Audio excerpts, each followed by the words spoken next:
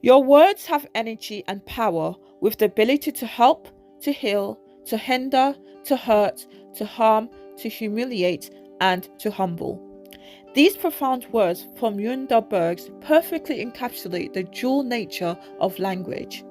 We often hear the phrase, "there's power in the tongue," but its true depth can be elusive until we genuinely reflect on its implications. Every word we say, every sentence we write carries an inherent weight, shaping not just our reality but also the world around us. From our earliest memories, the words spoken by parents, teachers, and peers embedded themselves within us. A casual remark, a repeated phrase, or even a fleeting comment can echo through decades, influencing our perspectives and guiding our interactions. Think back to your own childhood.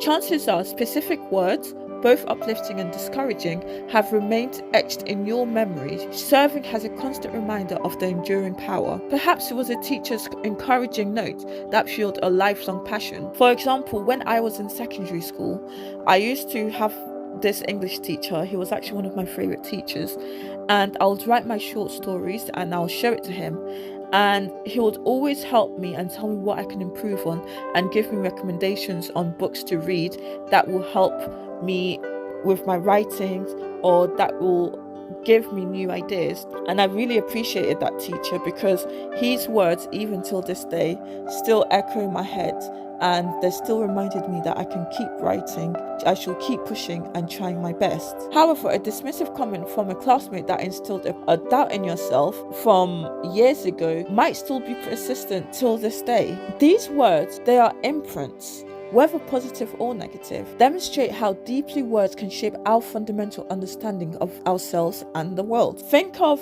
how some parents are really discouraging of the kids. They tell the kids that they're a burden, they try too much, they're always in the way.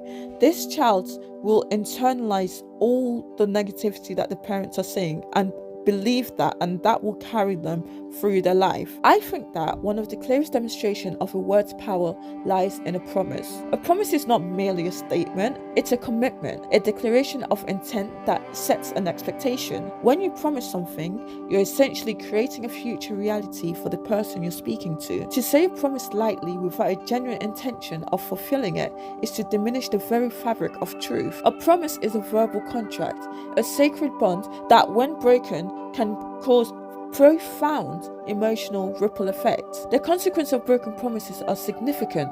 They erode faith, create disappointment, and can even lead to a great sense of betrayal. Keeping promises reflects a person's integrity and character.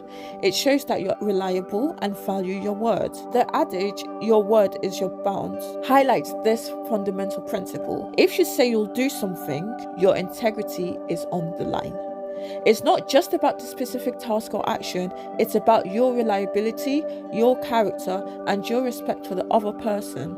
Also, fulfilling your promise builds a reputation of reliability and trustworthiness, creating stronger relationships and opening doors to new opportunities. If you make a promise to someone and you keep it, the person knows that they can rely on you and they can trust your words. Think of the trust built within families, friends, or even in the workplace. When promises are constantly owned, they reinforce a belief in your character, making you a person who others can depend on. However, if you break your promise, it shows that you're not dependable and your words have no weight. It also shows that you don't care for the person you made a promise to, as you're not willing to do as you said or go the extra mile for them. That can cause a lot of disappointment, no matter the excuse, no matter what the circumstance is. If you make the promise, you should try your best to keep the promise and just do as you said, or don't even bother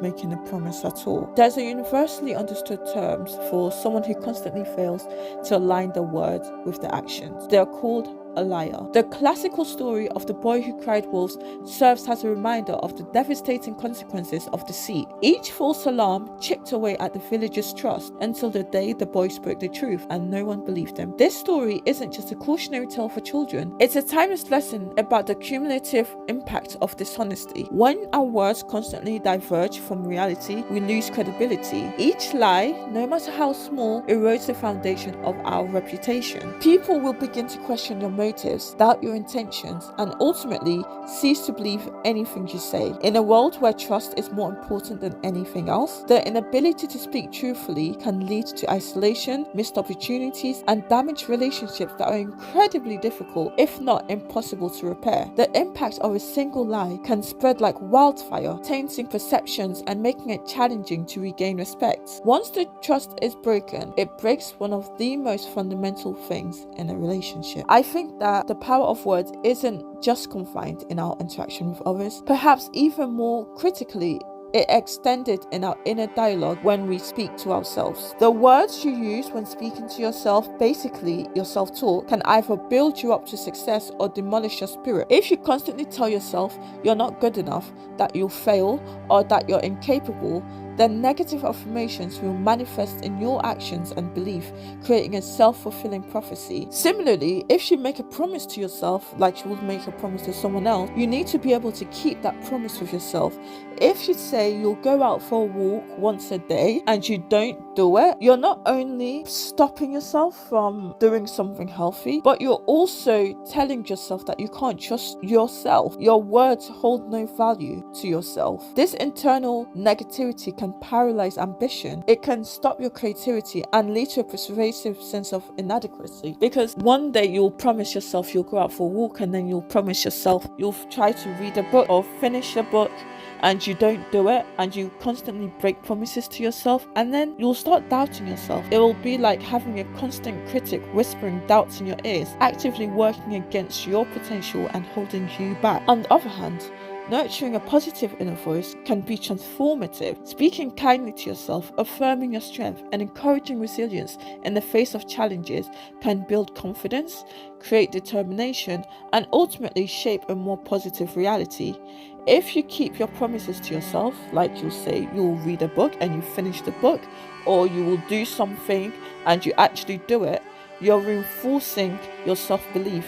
It will make you believe that you are capable of doing something. You're able to keep your words. When you tell yourself that you're capable, that you can learn, and that setbacks are opportunities for growth, you empower yourself to face challenges heads on. This internal positivity fuels motivation, encourages persistence, and builds a strong sense of self-worth. Your thoughts and belief expressed through your internal monologue are a potential force in constructing your personal world. Remember, your words, both spoken and unspoken, are the building block of your existence, shaping not only who you are, but also who you become. This is why I make these videos, because there's a lot of comparison and negativity on social media. The biggest and popular videos are the ones of conflicts and loud noises with flashy scenes. I want to create something where my words can help anyone and remind them that there is so much to life and they're able to achieve anything they put their mind to. There is power in words, from what you listen to what you read, to even what you say about yourself. So please remind yourself that words have power, and